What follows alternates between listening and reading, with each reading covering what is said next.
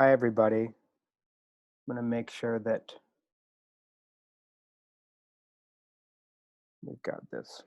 Okay.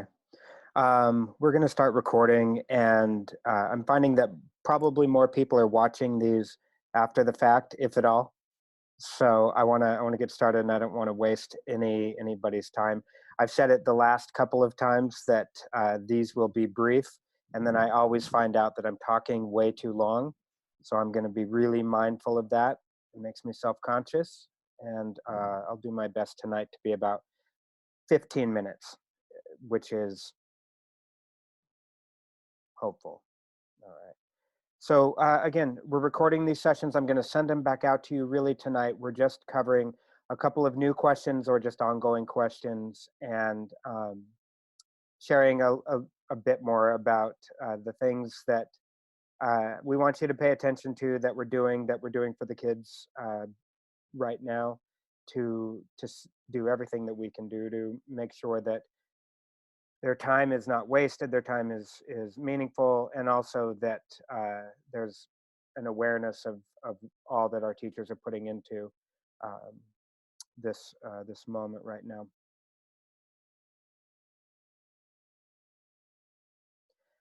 Real quickly, I just since we keep mentioning these in pieces, and I'm hoping that you're watching the e-news as it comes out.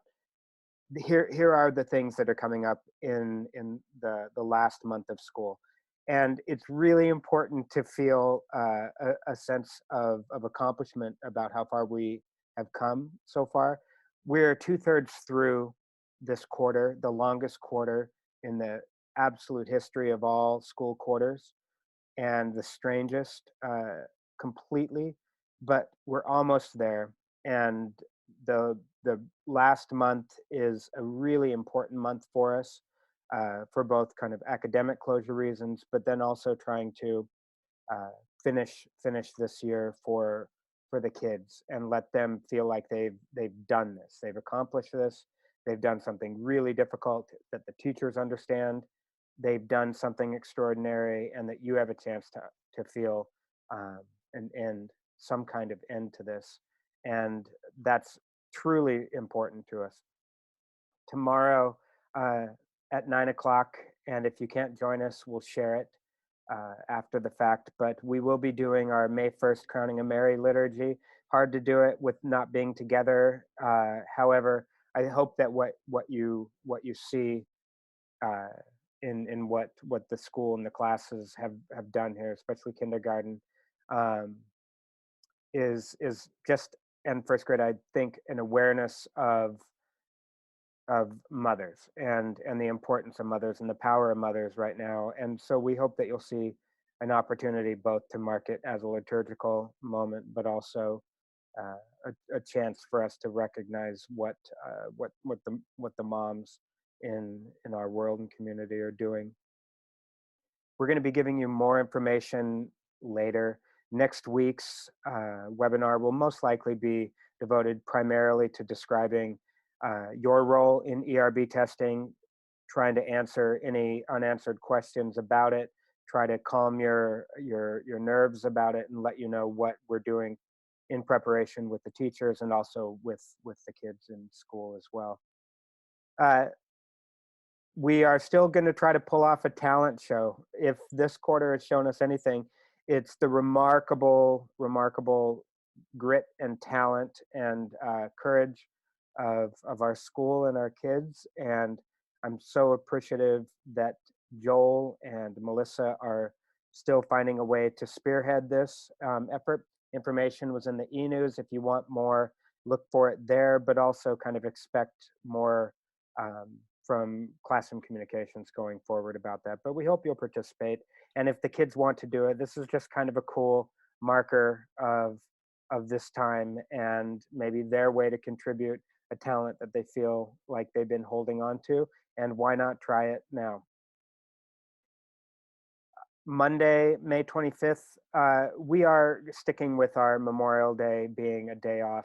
And after talking with the faculty about this last week, uh, we feel like this moment and everything that everybody is doing, it's really important to recognize Memorial Day as a day to mourn um, anything that you're feeling is a loss, especially for our military who have died. But it's also just an opportunity, I think, to kind of pay close attention to those things um, that we've lost and feel a loss for right now. And so we'll be giving some kind of materials around that and ways for you to still participate while we take that day off. We have a graduation date, and as it says, details coming soon. That is because we are thinking of details and everything that we can do to make this moment special for the class of 2020 who are graduating right away. And to note that this is a difficult time and this is not the way that they have uh, wanted to finish, and this is not the way we want to celebrate them completely, but we are going to, and we're incredibly proud. And as a school we're finding ways that we're going to do that as well. um, the last day of classes distance learning, and we will do a virtual move up day on the 29th, and we look forward to all the kids being there to kind of get a sense of what is behind them, but also a promise of all the things that are coming next for them and with their teachers and all that they still have yet to learn, and how excited we can be to be back together again. And then on May 1st, we will do some form of a staggered, organized drop off of your Chromebooks, any books or school materials that need to be returned. It gives us a chance to hand some things off to you, and we really appreciate you marking that on your calendar. It's super important to us to be able to recollect our technology at the end of the year, make sure that it is taken care of over the summer, that we find and repair the things that we need to find and repair. Um, and obviously, we're so grateful for the technology that we all have. We just want to make sure that we have it all back and can take care of it for the future. So please keep encouraging your kids to be careful with their materials, careful with their computers, to remember that they're still school property, that they're still at school, and to go slow and be mindful about that. There's down here in the corner the yearbook. It's awesome that we're still able to finish this yearbook, and appreciate Gina Irvine and Joel Kushner and the kids' work in getting this done on time for us. Buy one. 2020 is a memorable year. It's an important year, and we hope you'll celebrate it with your kids in that way too. I want to get right to some of your questions. Some of them are the same questions, just in different forms, and I want to keep repeating them because they're my same questions as well. What are the chances that presentation will open this academic year? Um, I don't know. I don't like to speculate. I think that's a problem. But I have a deep, deep hunch that we're not going to be back this academic year. All of the discussion that has to do with reopening anything right now is very much in super preliminary form. It relies on so many factors that are still uncontrollable. Uh, Gavin Newsom announced that there might be a possibility for public schools to begin their year next year as early as July. I think that's a mitigation. I think that's a way to mitigate this issue, is to say, how do we cut our loss? How do we recognize what we've lost in these past months, and and catch up where we can? I've said it before, and I believe it more now than ever. In a lot of ways, we've been so privileged and so lucky to have been able to continue doing what we're doing, and we know for sure that the feeling is different and the impact is different for kids, and there's things that are worse and better for all of us. But with that, we've continued on pace. We've really made it our goal to to complete, to finish, so that we can prepare for the next thing. And that's where we are now. I would be shocked if school opened this year. I just can't imagine it. When we sent our first notice to families, that the first 2 week notice, and we said we think this is a conservative estimate, um, how conservative that was, and we're still where we are, and we're still constrained by the same health risks and problems that we were constrained with before. So until we have guidance that is reliable and a way for us to ensure the safety of kids and families, and we have a clear picture of how we can move forward in a way that's productive, we're going to keep doing what we're doing. There's obviously continued questions about if this continued in the fall, is there a possibility of some kind of hybrid that is being expected? Quite a few schools are are definitely discussing the option of a hybrid model going into next year.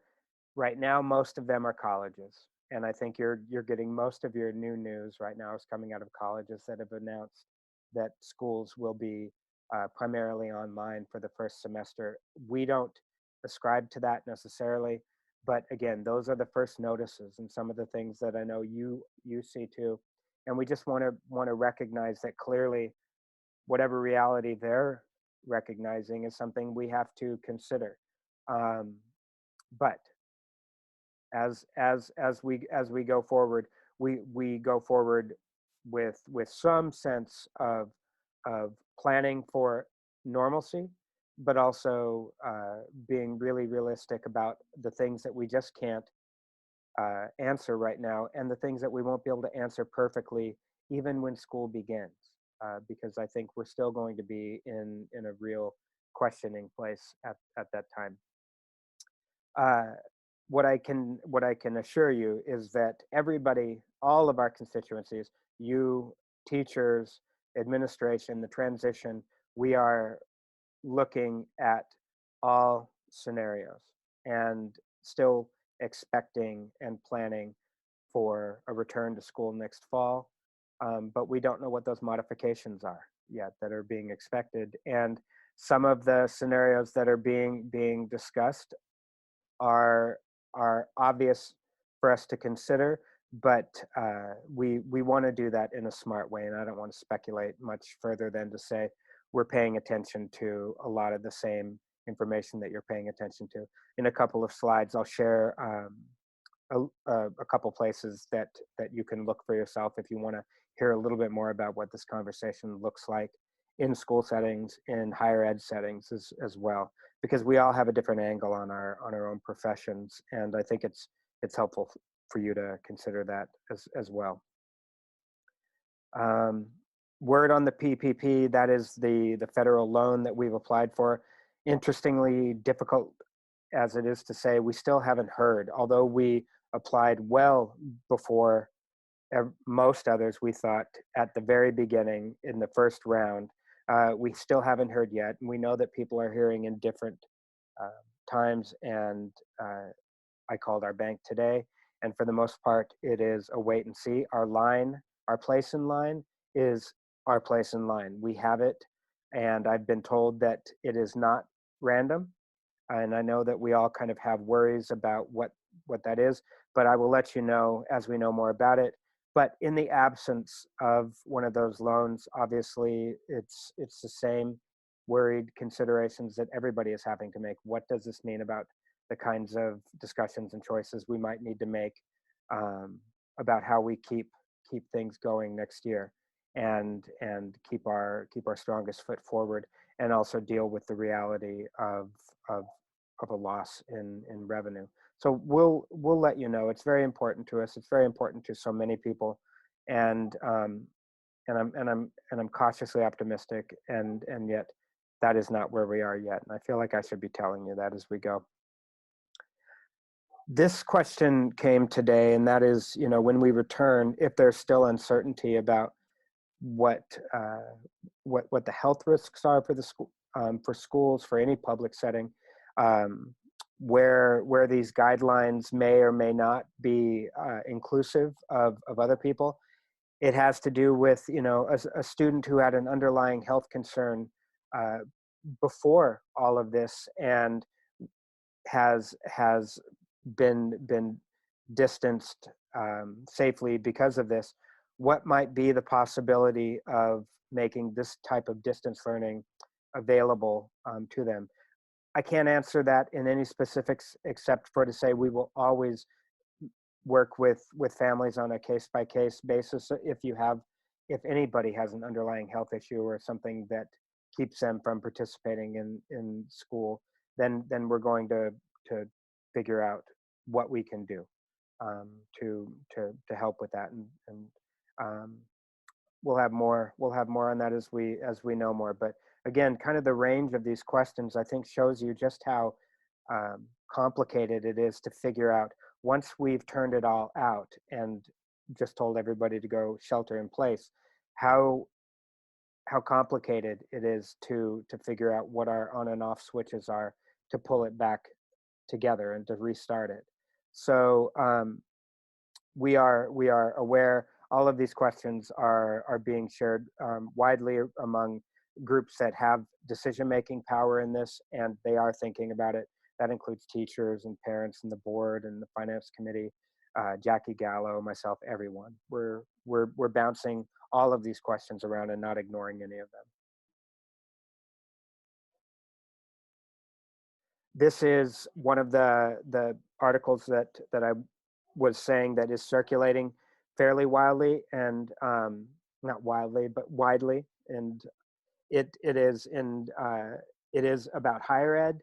And I think keep that in context that some of the earliest stuff that's being put together about possibilities have to do with higher ed, and we're going to extrapolate from that where it's helpful for us.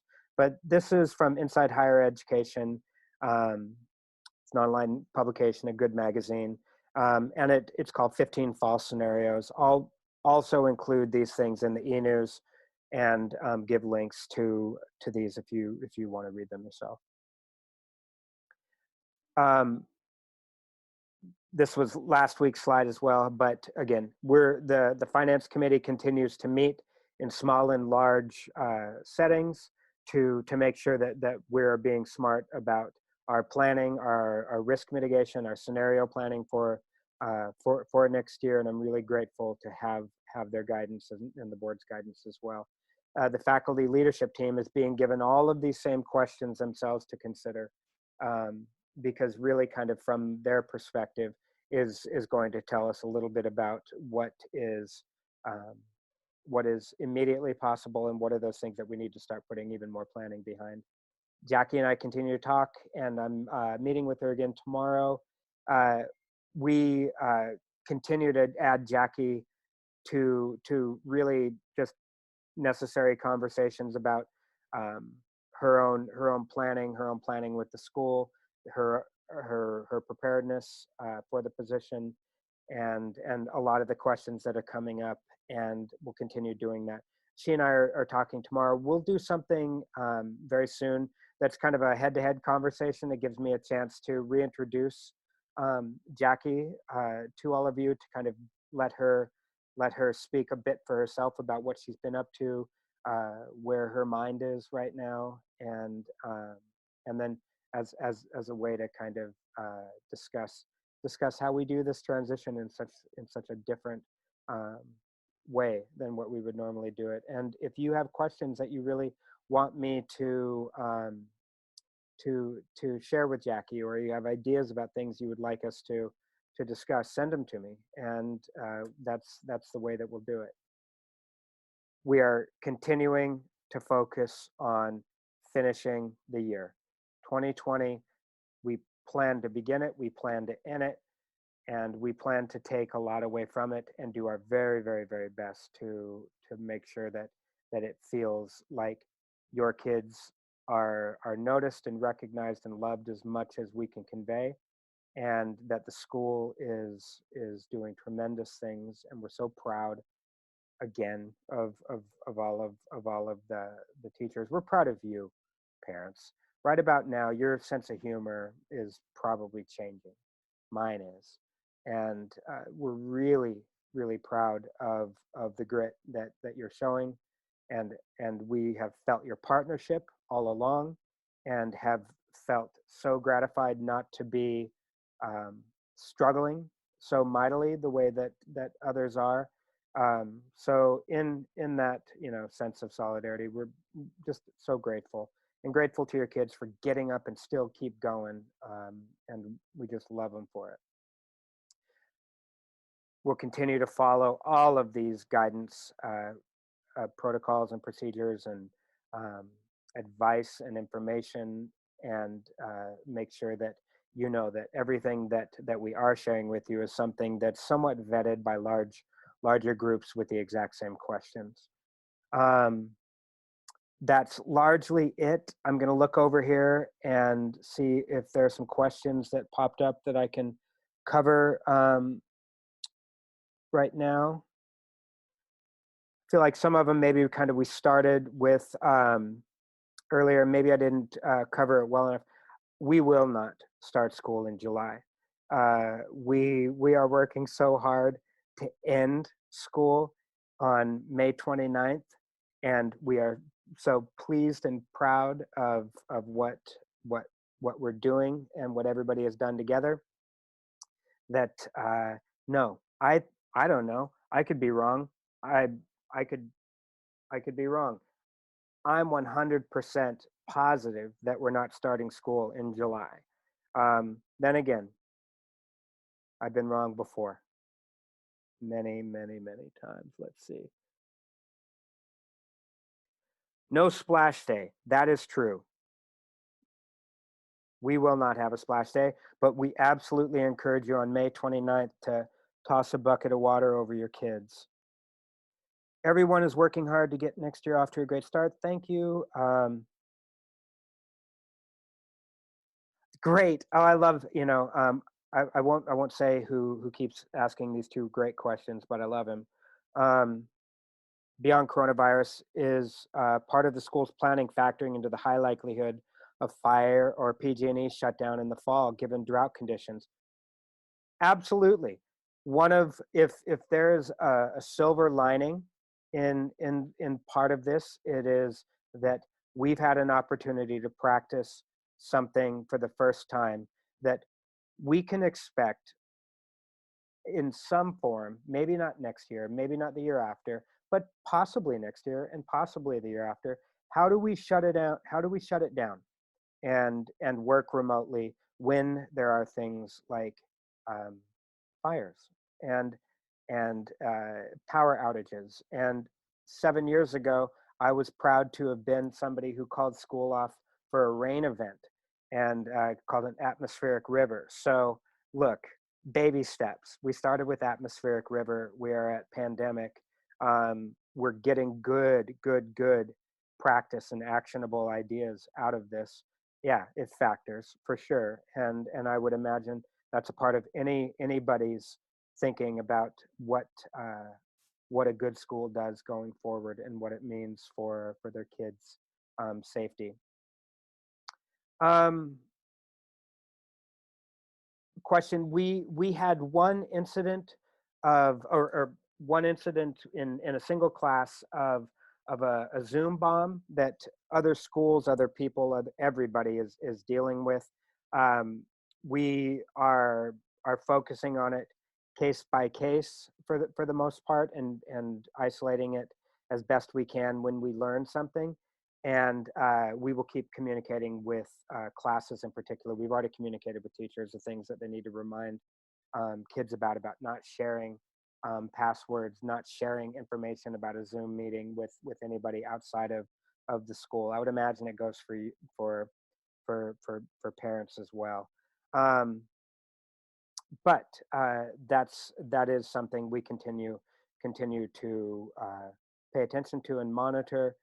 But it's been really isolated, and we feel like we're taking care of it on a case by case basis.